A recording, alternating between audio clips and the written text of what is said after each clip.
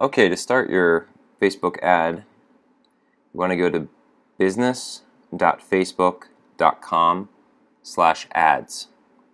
Now, I created a new account that's different than the one that I use all my other ads with. So that's what I'm going to be using right here. That's why you don't see any of my previous ads. I just want to keep all my Shopify stores private for now. There's really nothing different.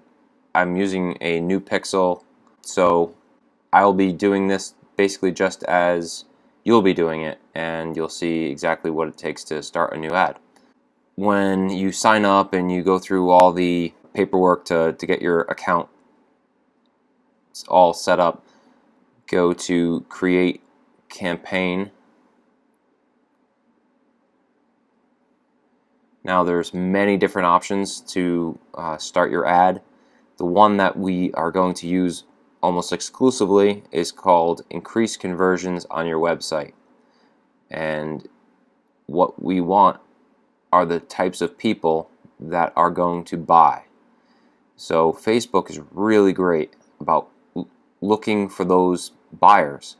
They track people, so they know who goes to websites, who purchases things, who frequently adds things to carts, and all that information gets siphoned back to Facebook, and when they know that information, they will put your ads in front of those people first.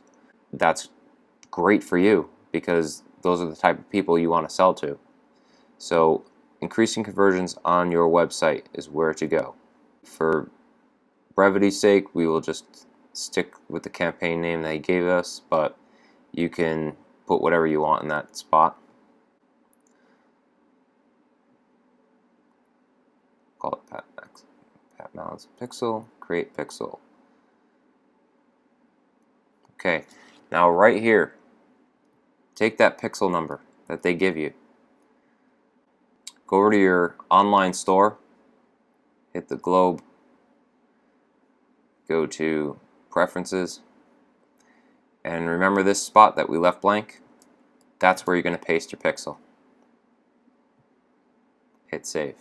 So we are good here. The pixel that we want to choose is the purchase pixel. Now it's going to be red because you haven't made any sales yet on your website. You haven't made any sales on your pixel, I should say.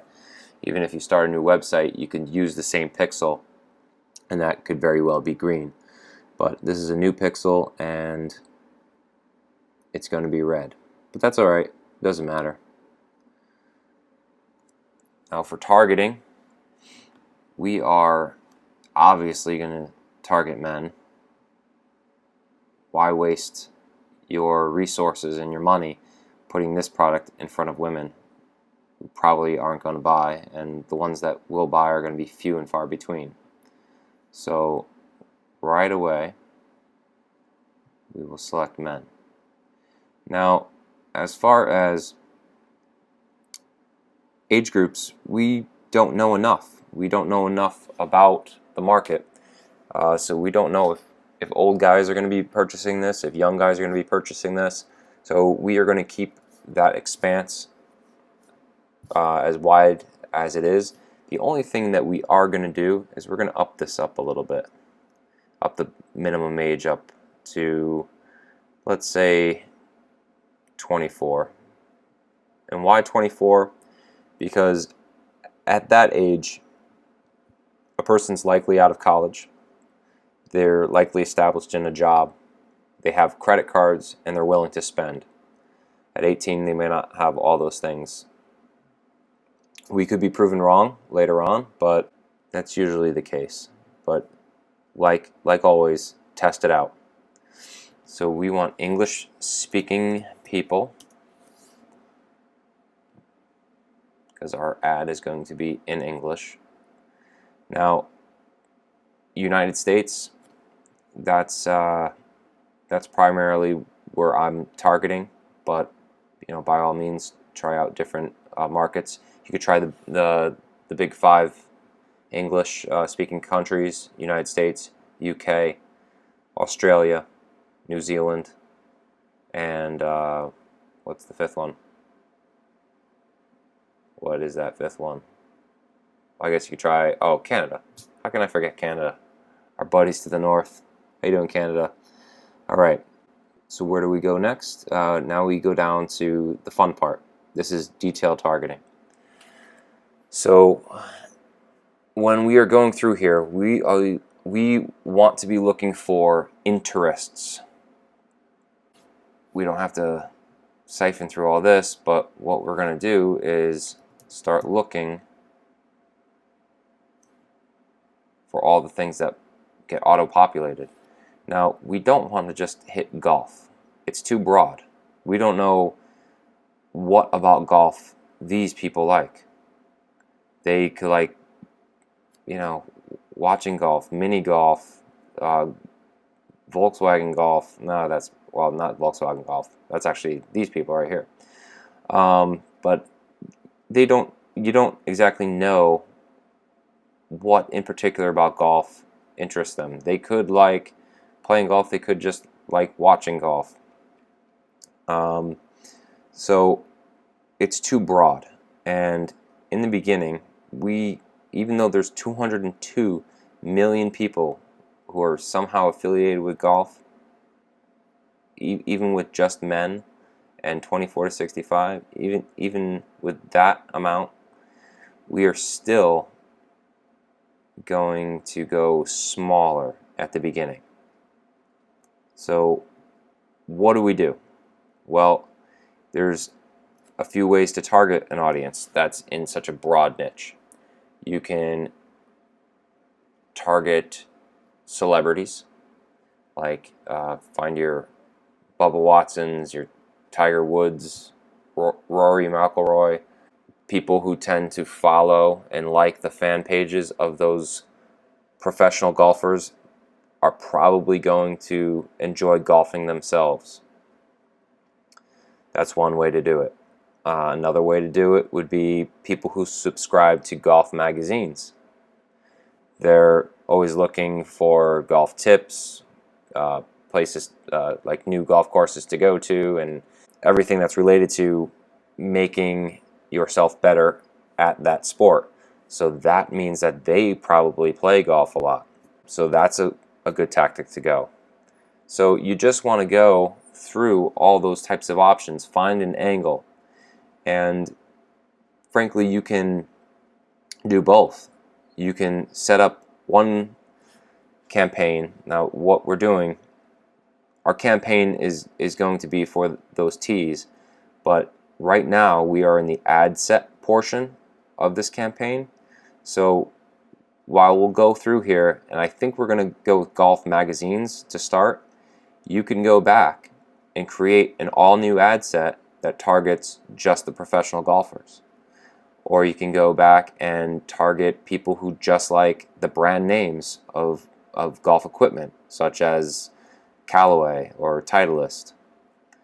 And you could break all these out, and you will have an ad set for the celebrities, an ad set for the golf magazines, an ad set for the name brands, and you'll soon see that maybe one is outperforming the other, and you'll want to invest your money in that ad set. But let's go through the golf magazines in this example for starters. So we have Golf Digest. That's a magazine. It gets added up here. And what does that do to our metric? So we have a potential reach of 460,000 people. And what do they put as my suggested budget? Usually they like to be sneaky and put something high, but we're going to just keep it at 5. So what happens? Every day on Facebook we could reach a potential 940 people. All right, that's good. Let's add Golf Magazine into the mix. What does that do? All right, it gives us a set of 1 million people. Now, you have 1.3 million here, and you have 1.2 million here. So why do you only have 1 million here? Well, for starters, this is the total people. This is the total people. Now, only a portion of those are men. So that's why it's small to begin with. It's because these people overlap. People who like Golf Digest also like Golf Magazine. And that's why you get a smaller number. But that's okay. It just rounds it out. Okay. Let's try to find some more golf magazines.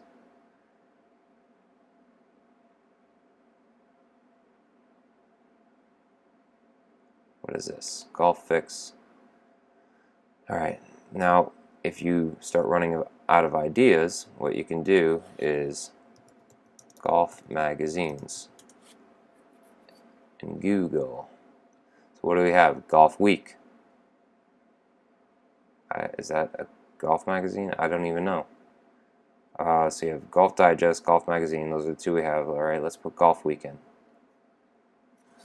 Golf Week. Alright.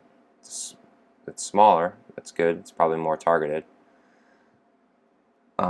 .coms are great to add in there. They're like a magazine. They're a source of information and tips and stuff. So let's put them into the mix.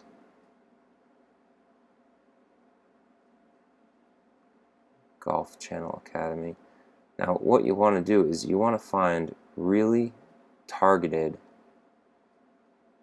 like that would be a sports equipment store. I would imagine that would be as well.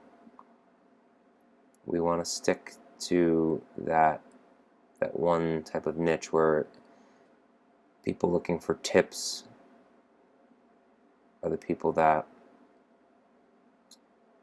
we suspect will be the avid golfers that would want the tees. So Golf WRX, let's see what that is. golfwrx.com.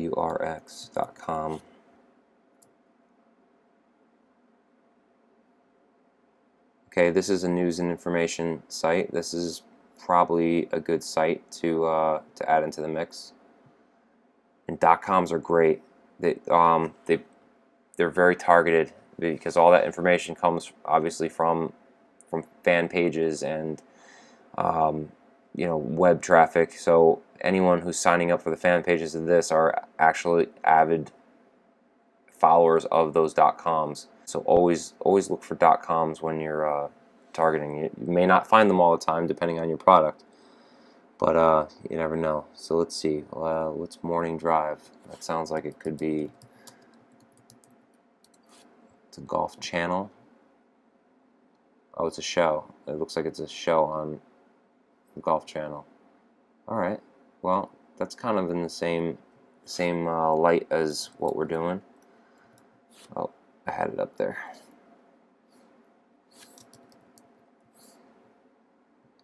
We'll add that in there. What are we up to? Oh, we're still at 1.2. See, all these guys must overlap, and that's not surprising.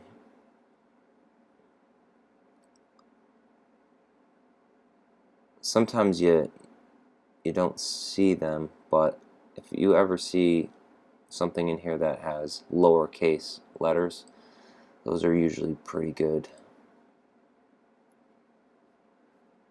What's Golf Pride? Let's just add it in and see what it does. Okay.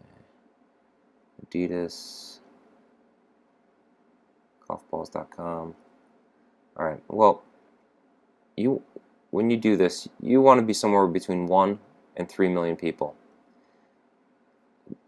We can Golf Tips magazine, boom. Small, but every little person counts. We want to be between 1 and 3 million people, and you don't want to have too broad of a category. So you don't want to be golf or golf balls or golf equipment. You want to go in and you want to actually select brands, or you want to Titleist or Callaway or something like that. The way to go. It gets you more targeted people.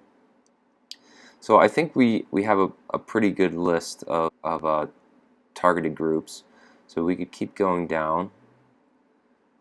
We could potentially reach 1,000 people with just our $5 budget. That's great. Run my ads continuously through the day. Yep. Your pixel isn't ready. We haven't received any data from your pixel yet. That's okay. You're going to see that warning. That's okay. That's just because you haven't made any sales on your website yet. Every newbie is going to see that. Conversion window, I keep it at 1 day. I want to know instantly that my ads are working. So if somebody arrives at the store and decides to become a customer, I want to know it. Bid amount, automatic. Why I choose automatic? Because Facebook knows a hell of a lot more than I do about who's bidding and when they're bidding. You have to put a little faith in their system, and so far it's worked out great for me. Just keep it on automatic because you can really mess things up if you think you can outsmart their algorithm. Charge per impression, ad scheduling, run ads all the time. You never know when somebody's looking on Facebook, but Facebook knows when people are looking on Facebook. So just run your ad all the time. They will trickle out your ads as needed. Delivery type standard, and your ad set name. You can name that whatever you want.